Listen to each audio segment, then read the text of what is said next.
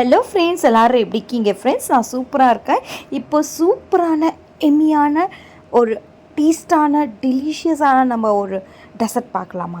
இது எப்படி செய்கிறது, இதுக்கு என்னென்ன இன்க்ரீடியன்ஸ் தேவைன்னு சொல்லிட்டு ஒன் பை ஒன்னாக கிளியராக பாருங்கள் ஃப்ரெண்ட்ஸ்.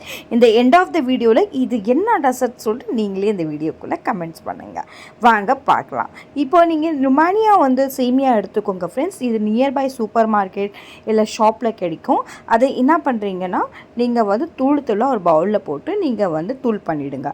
அதுக்கப்புறமா ஒரு பேனில் 2 to 3 ஸ்பூன் நெய் விட்டு அதில் சிம்மிலே வச்சு தீயாத அளவுக்கு நீங்கள் வறுத்துருங்க ஃப்ரெண்ட்ஸ்.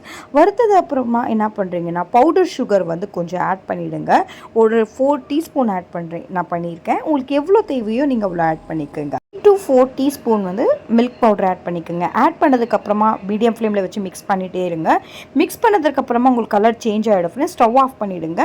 அப்புறம் பவுலில் ஒரு பாதி நீங்கள் என்ன பண்ணுறீங்கன்னா, கொஞ்சம் மீடியம் லெவலில் வச்சுருங்க. உங்கள் கிட்ட கிண்ணம் இருக்குன்னா அதை போட்டு ஒரு லெவலில் நீங்கள் தட்டி விட்டுருங்க ஃப்ரெண்ட்ஸ். தட்டி விட்டதுக்கப்புறமா நெக்ஸ்ட்டு கொஞ்சம் பாதி எடுத்து வச்சுக்கோங்க. ஒரு பேனில் 1 லிட்டர் மில்க் ஆட் பண்ணிக்கோங்க.